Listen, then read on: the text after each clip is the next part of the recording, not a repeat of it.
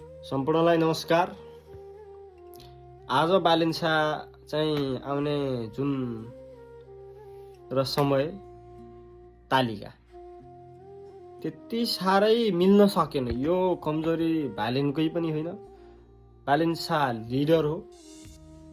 अब त्यहाँ चाहिँ म्यानेजमेन्ट सिस्टममा चाहिँ एकदम परिपक्वता हुनुपर्छ। हेर्नुहोस् अलिकति है, यो चाहिँ अलिक कमजोरी पाटो हो। त्यस कारणले गर्दाखेरिमा बालिन्छा चाहिँ दुल्लुमा आउनुभयो, दैलेखमा आउनुभयो र दुल्लुमा चाहिँ साँझ परेको बेला चाहिँ अब मान्छेले न धेरै भेट्न पाए, त्यहीँ वरिपरिको बाहेक टाढा टाढाबाट गाउँ घरबाट मान्छेहरू जान पाएनन्।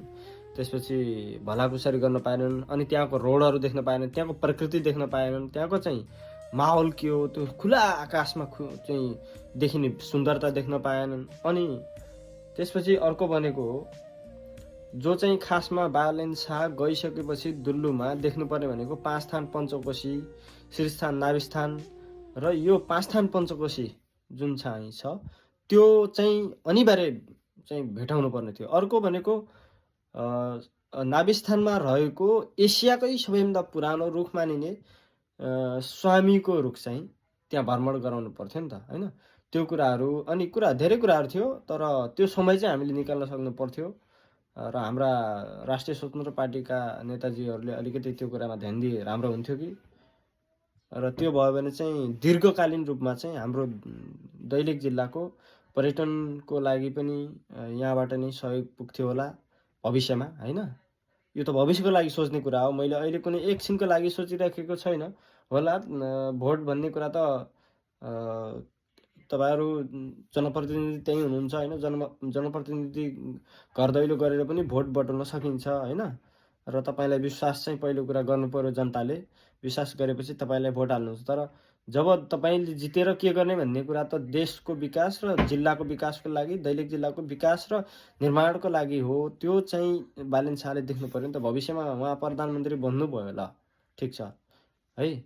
अब कतिपयले त बन्नुहुन्न भन्ने जस्तो लाग्छ होला। मलाई त के छ भने उहाँ बन्नुहुन्छ, उहाँ भविष्यको चाहिँ प्रधानमन्त्री छ नि त मलाई त। अनि बनेपछि चाहिँ के गर्ने त अनि भन्दा दैलेख जिल्लाको प्रति दृष्टि कस्तो छ त उहाँको, कस्तो देखेर जानुभएको छ र के भिजन आयो त, त्यो त मिलेन नि त। त्यस कारणले गर्दाखेरिमा अलिकति दिउँसो लिने बरु कसरी हुन्छ एक दिन चाहिँ।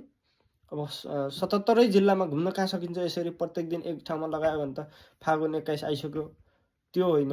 दैलेख जिल्ला भनेको नेपालको ऐतिहासिक जिल्ला हो, नेपालको चाहिँ एकमात्र तीर्थस्थल हो। दैलेख जिल्लामा जस्तो जुन पञ्चकोशी तीर्थस्थल छ त्यो चाहिँ नेपालमै र विश्वमै एकदमै अद्भुत शक्तिशाली क्षेत्र हो। त्यो त हामीलाई थाहा छ त, होइन? पशुपतिनाथ जस्तै शक्तिशाली हाम्रो चाहिँ मन्दिरहरू छन् त्यहाँ, होइन?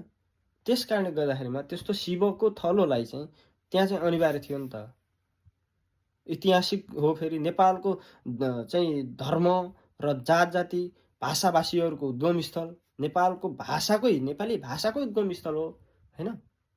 अब सिन्जा भने पनि पहिलो शिलालेख त दुल्लु छ नि त। त्यसैले त्यसलाई चाहिँ हामीले उद्गम स्थल मान्नुपर्ने हुन्छ। उद्गम स्थल भनेपछि धेरै कुराहरू चाहिँ त्यहाँबाट अलिकति हामीले जानकारी गराउनु पर्ने थियो। हुन त अब यो समय यस्तै छ, होइन? अब धेरै समय छैन, फागुन 21 आइसक्न लाग्यो। 75 जिल्लामा यसरी घुम्दा पनि गाह्रै हुन्छ। त्यो कुरा त हामीले जनताले पनि बुझ्नुपर्ने हुन्छ। तर सकेसम्म चाहिँ अलि दिउँसो, ल ठिक छ, नरोके पनि धेरै समय सम्बोधन गर्न पाउनु भएन, ल ठिक छ, तर दिउँसो चाहिँ कम्तीमा भ्रमण गराउन सकिएको भए चाहिँ राम्रो हुन्थ्यो। यही मेरो अलिकति कुरा हो। र म कुनै पार्टी र त्यो भन्दा पनि म एउटा असल र देशको लागि आएको नायकको लागि सपोर्ट गर्ने मान्छे। त्यसै कारणले म यो भिडियोहरू र सामाजिक सञ्जालमा समर्थन गरिरहेको छु। मलाई कुनै पार्टी र कुनै व्यक्ति प्रतिभन्दा पनि असल व्यक्ति र असल नेतृत्व प्रति चाहिँ ध्यान आकर्षण हो। धन्यवाद।